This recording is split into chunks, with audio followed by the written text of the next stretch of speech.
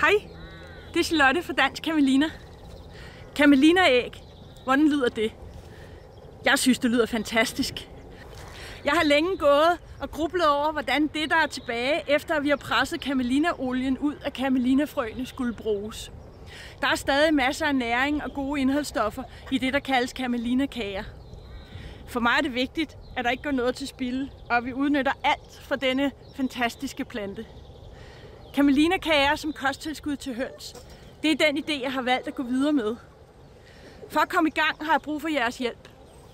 Det kræver kapital at få lavet analyser og kostplaner, og efter det at starte en hønseflok på friland. Jeg er så heldig, at jeg allerede har et stykke jord, som er super velegnet til at holde en flok frilandshøns og teste ideen på. Høns er nogle af de bedste til at udnytte det, de spiser, og det er det, jeg vil udnytte. Ved at bruge camelina-kager i deres foder, forventer jeg at få rigtig gode og sunde høns og æg. Der er andre lande, der har testet samme idé og med gode resultater. Nu er det blevet vores tur. Jeg regner med, at der er camelina-æg om et års tid. Måske før, hvis alt går vel.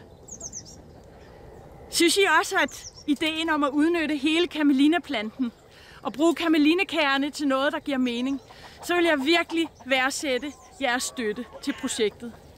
Jeg tror på det. Det håber jeg også, at I gør. Så derfor, på forhånd tak for jeres støtte.